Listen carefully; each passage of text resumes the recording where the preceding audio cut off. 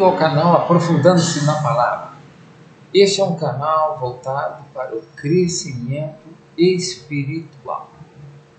Buscamos nas Sagradas Escrituras mais e mais revelações que possam nos proporcionar esse crescimento. Alimentos mais sólidos que nos leve a um crescimento cada vez maior, em direção à estatura de varão perfeito. Se você ainda não é inscrito nesse canal, inscreva-se agora. Aperte o sininho para receber sempre todo o vídeo que for postado. Seja um dos primeiros a receber. Deixa também o seu parecer nos comentários. Eles serão muito úteis na sequência dos estudos. E não esqueça de deixar também o seu like.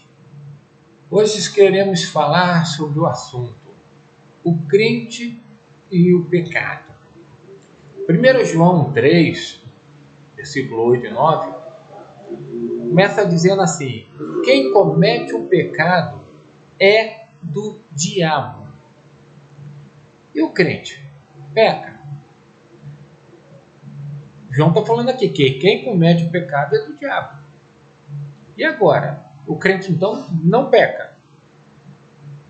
Alguém até diria assim, o crente peca, mas não deveria.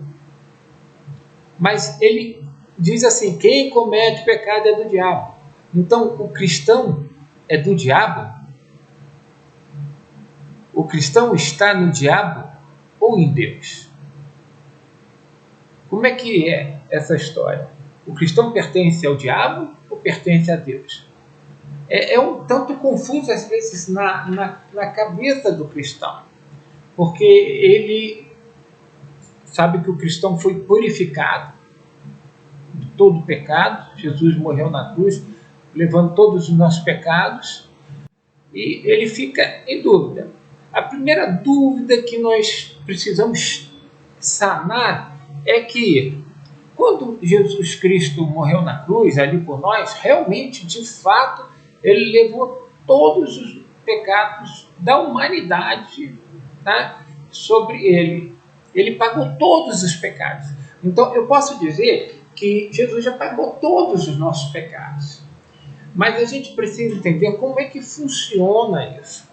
Quando eu aceitei Jesus Cristo como meu Salvador, o que aconteceu ali? Todos os meus pecados dantes cometidos foram perdoados em Jesus Cristo, instantaneamente. Aí você pergunta, mas e os pecados que eu vim cometer ou venho cometendo depois de ter sido salvo? Como é que fica? Eles já foram pagos? Potencialmente sim. Eles já foram pagos pelo único sacrifício de Jesus, não vai haver outro. É o único. Tá? Foi pago todos os pecados, mas existe uma diferença. Após o nosso novo nascimento, o que ocorre? Quando nós pecamos, a palavra de Deus nos exorta falando assim, que se nós cometermos algum pecado, nós temos que confessar o nosso pecado, porque Ele é fiel e justo para nos perdoar. Mas você vê que existe uma condição, que é o que? Confessar os nossos pecados. Então, nós, com novos nascimentos, não pertencemos mais ao diabo. E como é que fica, então, essa questão do pecado? A gente precisa entender o que a Escritura nos revela sobre isso. Senão o cristão fica meio perdido aí e não sabe o que fazer, tá? Você vê, João 3,8 fala assim, quem comete pecado é do diabo. E ele diz ainda por quê? Porque o diabo peca desde o princípio. E ele diz que para resolver esse problema, tá? Para isto, o Filho de Deus se manifestou. Para quê? Para desfazer as obras do diabo. Quando o diabo nos leva a pecar, ele tem certo domínio sobre nós, tá? Porque aquele que comete pecado é do diabo.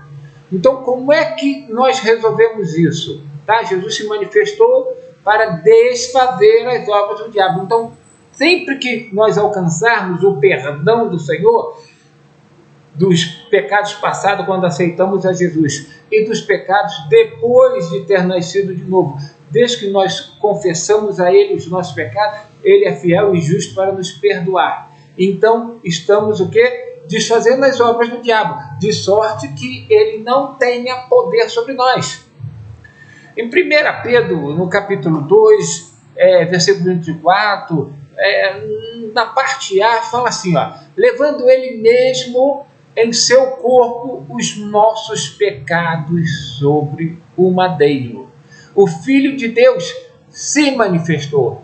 Lembra que nós vimos lá em João falando que para isso o Filho de Deus se manifestou? Como que ele se manifestou?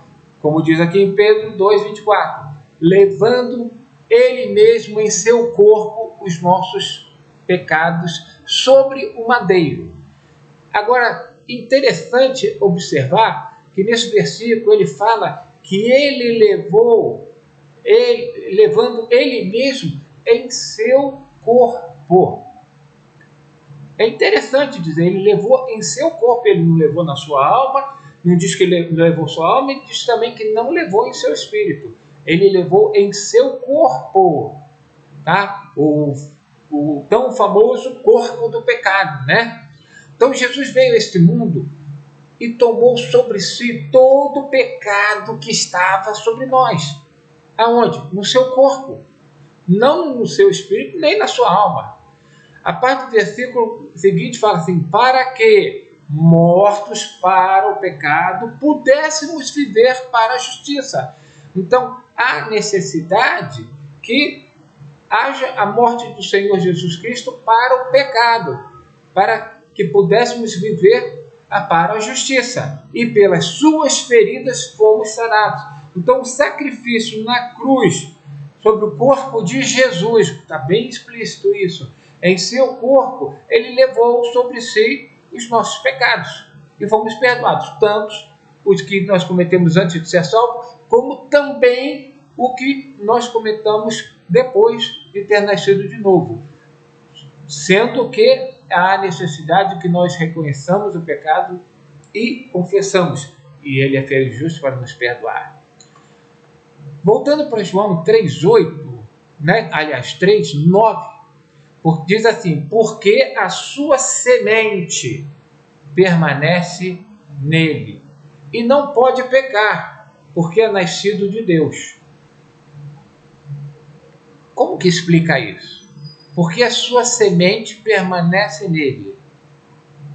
É o novo nascimento, nós somos nascidos do Espírito, com a natureza de Deus, que é Espírito. Porque a sua semente permanece em nós. Como? O que é essa semente de Deus que permanece em nós? O Espírito. Ele é Espírito e ele colocou uma semente em nós.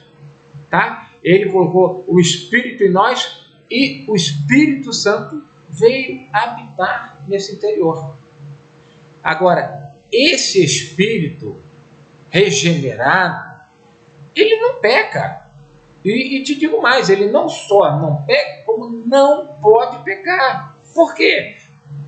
Ali está falando, no versículo 9 diz assim, porque é nascido de Deus.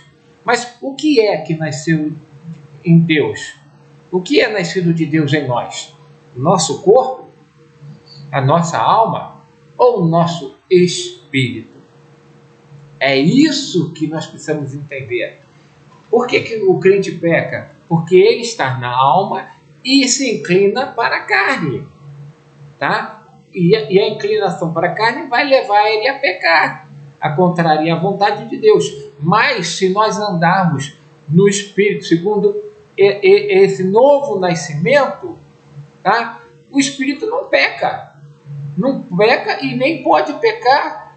Por quê? Porque a semente de Deus está ali. Como é que Deus vai pecar? Deus habita em nosso espírito. Se nós estivermos em espírito, nós não conseguimos pecar. Nós temos que sair do espírito e voltar agora o quê? Para a alma inclinada para o corpo, para as consciências da carne. E aí, por isso, que nós cometemos pecado sendo cristão. Ou seja, melhor falando, tendo já nascido de novo. Porque há necessidade, se nós formos cristãos em todo momento, nós nunca andamos segundo a carne. Se nós estivermos andando em espírito e em verdade, nós nunca cumpriremos as consciências da carne. Ou seja, o cristão que anda no espírito não peca, nem pode pecar. Por quê? Porque Deus, a semente de Deus está em nós e ela não coabita com o pecado. Muito importante isso, para que entendamos, para discernirmos essa situação. Eu já tenho comentado sobre em estudos anteriores que o novo nascimento é justamente nascer do Espírito, tá? No qual nós recebemos a vida eterna. Tá? E eu lembro de ter falado muito ali sobre a questão de receber a vida eterna. É verdade, tá? O entendimento de que com o recebimento da vida eterna nós vamos viver eternamente. Mas o foco principal não é esse. É receber a vida eterna, é receber a vida de Deus. Sabe, a palavra de Deus, Paulo fala ali, eu vim para que, dizendo sobre Jesus, eu vim para que tenham vida e a tenham em abundância. Essa vida é Zoe, ele veio para nos dar essa vida eterna dentro de nós.